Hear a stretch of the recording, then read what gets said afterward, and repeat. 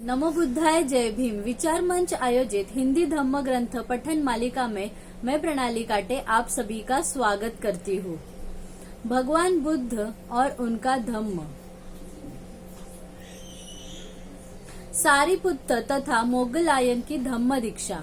जिस समय भगवान बुद्ध राजगृह में निवास करते थे, उसी समय अपने 250 अनुयायियों के साथ सज्जय नाम का एक प्रसिद्ध परिव्राजक भी वही रहता था। उसके शिष्यों में 2 ब्राह्मण तरुण भी थे, सारिपुत्त और मोगलायन। सारिपुत्त और मोगलायन सज्जय की शिक्षाओं से संतुष्ट न थे और किसी श्रेष्ठतर धर्म की खोज में थे। एक दिन की बात है, पंचवर्गीय भिक्षुओं में से एक भिक्षु अश्वजीत पूर्वाह्न में अपना चिवर पहन तथा पात्र और चिवर ले भिक्षाटन करने के लिए राजगृह नगर से प्रविष्ट हुए। सारिपुत्त पर अश्वजीत की गंभीर गतिविधि का बड़ा प्रभाव हुआ। अश्वजीत स्थविर को देख सारिपुत्त ने सोचा, निश्चय से यह भिक्षु उन भिक्षु में से एक होगा जो संसार में इस पद के योग्य है। यह कैसा होगा यदि मैं इस भिक्षु के पास जाऊं और इससे पूछूं कि मित्र, तुम किसके नाम से परिव्रजित हुए हो? तुम्हारा गुरु कौन है? तुम किसका धर्म मानते हो? फिर सारिपुत्त ने सोचा, यह समय इस भिक्षु से कुछ पूछने का नहीं। यह भिक्षाटन के लिए भीतरी आंगन में प्रवेश कर चुका है। कैसा हो यदि सभी अर्थीयों की तरह मैं इस भिक्षु के पीछे पीछे हो लूं? राजगृह में भिक्षाटन कर चुकने पर अश्वजीत स्थविर प्राप्त भिक्षा ग्रहण कर वापस लौट गए।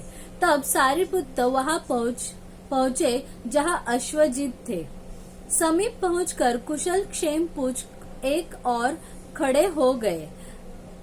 खड़े हुए सारिपुत्त परिव्राजक ने अश्वजीत स्थविर से कहा, मित्र, आपकी शक्ल शांत है, आपकी शक्ल शांत है, आपकी छवि आभापूर्ण है। मित्र, आप किसके नाम से परिव्रजित हुए हैं? आपका गुरु कौन है? आप किस धर्म को मानते हैं?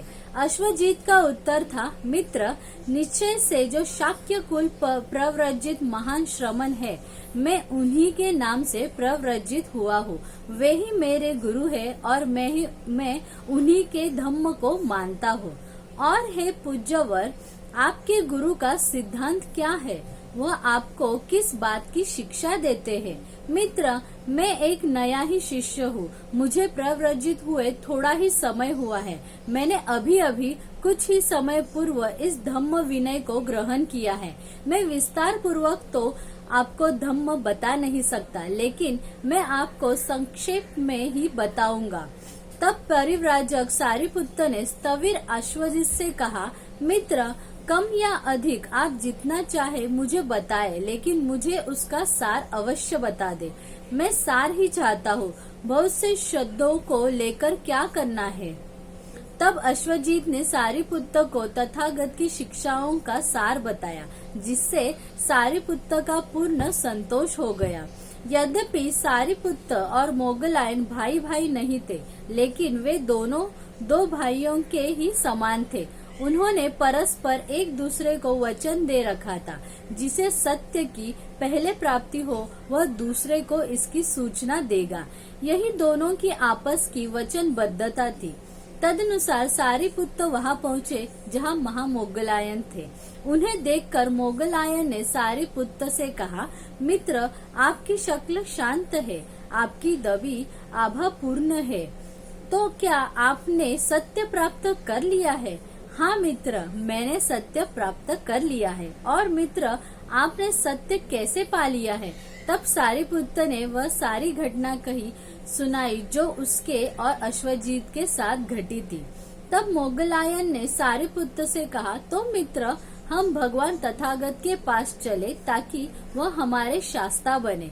सारिपुत्त ने कहा, मित्र, यह तो 250 परिव्राजक यहाँ रहते हैं।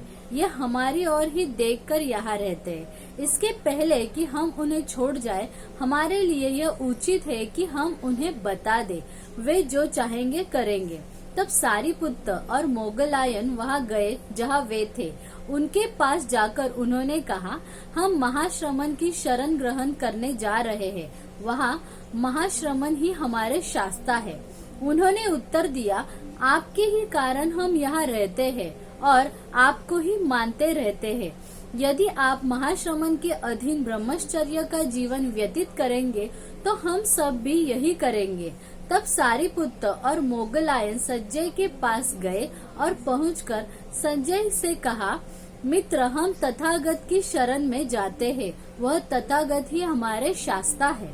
संजय बोला, आप मत जाए, हम तीनों मिलकर इन सब की गुरुवाई करेंगे।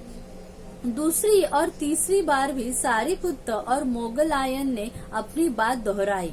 संजय का भी वही उत्तर था। तब इन 250 परिव्राजकों सहित सारीपुत्र और मोगलायन राजगृह के वेणुवन उद्यान में पहुँचे, जहाँ तथागत विराजमान थे। तथागत ने उन्हें सारीपुत्र और मोगलायन को दूर से आते देखा। उन्हें देखकर तथागत ने भिक्षुओं को संबोधन किया, भिक्षुओं, ये दो मित्र चले आ रहे हैं, सारीपुत्र और मोगलायन। ये दोनों मेरे श्रावक युगल होंगे, श्रेष्ठ शिष्य युगल। जब वे वेणुवन पहुँचे तो वह जहाँ तथागत थे वहां गए। वहां पहुंचकर उन्होंने तथागत के चरणों में सिर से वंदना की और प्रार्थना की, भगवान, हमें आपसे प्रव्रज्या मिले, उपसंपदा मिले। तब भगवान ने धम्म दीक्षा के निश्चित शुद्ध भिक्षुओं आओ यही भिक्कवे कहकर और 250 जटाधारियों सहित सारीपुत्र और मोगलायन भगवान बुद्ध की शरण आए। राजा बिंबिसार की धम्म दीक्षा। राजगृह मगध नरेश श्रेणिक बिंबिसार की राजधानी थी। जटिलों की इतनी बड़ी संख्या के बुद्ध की शरण में चले जाने से हर किसी की जबान पर तथागत की चर्चा थी। इस प्रकार बिंबिसार को तथागत के नगर में आगमन का पता चल गया। बिंबिसार नरेश ने सोचा, उन कट्टर जटिलों के मत को बदल देना हंसी खेल नहीं है। निश्चय से वह भगवान होंगे, अरहंत होंगे, सम्यक संबुद्ध होंगे, विद्या और आचरण से युक्त होंगे, सुगति प्राप्त होंगे, लोक के जानकार होंगे, सर्वश्रेष्ठ होंगे, आदमियों के मार्गदर्शक होंगे, देवता और आदमियों के शास्ता होंगे।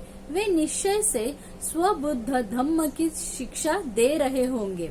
वह आदि में कल्याणकारक, मध्य में कल्याणकारक, अंत में कल्याणकारक धम्म की शिक्षा दे रहे होंगे।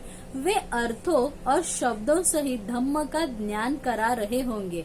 वे पूर्ण परिशुद्धि श्रेष्ठ जीवन प्रकाशित कर रहे होंगे। ऐसे दिव्य पुरुष का दर्शन करना अच्छा है। इस प्रकार मगध के 12 लाख ब्राह्मणों और गृहपतियों के साथ मगध नरेश बिंबिसार जहाँ भगवान थे वहाँ पहुँचा। उनके पास पहुँचा और विनम्रता पूर्वक अभिवादन कर वह उनके निकट बैठ गया। उन 12 लाख ब्राह्मणों और गृहपतियों में से भी कुछ ने भगवान को विनम्रता पूर्वक अभिवादन किया और पास बैठ गए। कुछ ने भगवान का कुशल क्षेम पूछा और निकट बैठ गए। कुछ ने भगवान को हाथ जोड़कर नमस्कार किया और निकट बैठ गए। कुछ ने अपना नाम और गोत्र कहा और भगवान के निकट में बैठ गए और कुछ यूं ही चुपचाप समीप आ बैठे। मगध के उन 12 लाख ब्राह्मणों और गृहपतियों ने उर्वेल कश्यप को भी महाश्रमण के भिक्षुओं में देखा। उनमें से कुछ सोचने लगे, क्या उर्वेल कश्यप महाश्रमण की अधीनता में श्रेष्ठ जीवन व्यतीत कर रहा है अथवा महाश्रमण ही उर्वेल कश्यप की अधीनता में श्रेष्ठ जीवन व्यतीत कर रहा है। मगध के उन 12 लाख ब्राह्मणों और गृहपतियों के मन की बात जान तथागत ने उर्वेल कश्यप को संबोधित कर कहा, हे उर्वेल वासी, तूने क्या देखा जो अग्नि परिचर्या छोड़ दी? यह कैसे हुआ कि तूने अग्निहोत्र का परित्याग कर दिया? कश्यप ने उत्तर दिया, यज्ञों से रूप, शब्द, रस, गंध स्त्री स्पर्श की ही आशा की जा सकती थी। जब मैंने समझ लिया कि मैं वासनामय रूप, रस, शब्द, गंध और स्पर्श अविशुद्ध है, तो फिर मैंने यज्ञ त्याग की कामना नहीं की। लेकिन यदि हर्ज न हो तो यह बताओ कि तुम्हारा यह विचार कैसे बदल गया। तब उर्वेल कश्यप ने अपने स्थान से उठ अपने एक कंधे को नंगा किया और भगवान बुद्ध के चरणों में सिर रखकर वंदना की और निवेदन किया, मैं शिष्य हूँ और तथागत मेरे शास्ता है। तब मगध के उन असंख्य ब्राह्मणी और गृहपतियों ने जाना कि उर्वेल कश्यप ही महाश्रमण की अधीनता में श्रेष्ठ जीवन व्यतीत कर रहा है। तब मगध के उन 12 लाख ब्राह्मणों और गृहपतियों के मन की बात को जानकर भगवान बुद्ध ने उन्हें धम्मोपदेश दिया। जिस प्रकार बिना धब्बों का स्वच्छ कपड़ा रंग को अच्छी तरह पकड़ लेता है, उसी तरह बिंबिसार प्रमुख उन मगध के 12 लाख ब्राह्मणों और गृहपतियों को विरज विमल ज्ञान चक्षु प्राप्त हो गया। उनमें से 1 लाख ने अपने उपासकत्व की घोषणा की। इस दृश्य का साक्षी होकर, धम्म को समझकर, धम्म की तह तक जानकर, संदेह रहित होकर, विचिकित्सा को जीतकर और पूर्ण ज्ञान प्राप्त कर मगध नरेश बिंबिसार बोला, भगवान, जिस समय मैं राजकुमार था उस समय मेरी 5 आकांक्षाएं थी। वे 5 अब पूरी हो गई। पूर्व समय में भगवान, जब मैं राजकुमार था, मेरे मन में इच्छा उत्पन्न हुई कि मेरा राज्याभिषेक हो जाता। भगवान, यह मेरी पहली इच्छा थी जो अब पूरी हो गई है। और तब अरहंत सम्यक संबुद्ध मेरे राज्य में आते, यह मेरी दूसरी इच्छा थी। भगवान, जो अब पूरी हो गई। और मैं उन भगवान की सेवा में उपस्थित होता, यह मेरी तीसरी इच्छा थी। भगवान, जो अब पूरी हो गई। और वह भगवान मुझे धम्मोपदेश देते, यह मेरी चौथी इच्छा थी, जो अब पूरी हो गई।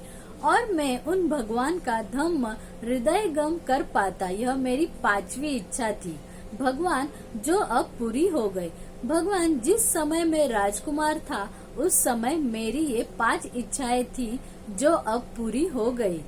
अद्भुत है भगवान, अद्भुत है।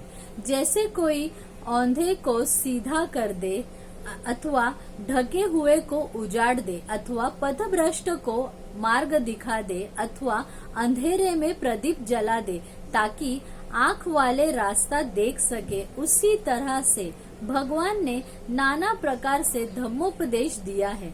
मैं भगवान की शरण ग्रहण करता हूँ। आज दिन से जब तक इस शरीर में प्राण है, तब तक के लिए भगवान मुझे अपना शरणागत उपासक माने। तो इस भाग में हम यही रुक रहे हैं। अगर आपको हमारा ये उपक्रम अच्छा लग रहा है तो कृपा करके YouTube जो हमारा चैनल है विचार मंच का, उसे सब्सक्राइब कीजिए और Facebook पेज को फॉलो कीजिए ताकि आपको नए नए वीडियोस के नोटिफिकेशन आए। नमो बुद्धाय, जय भीम।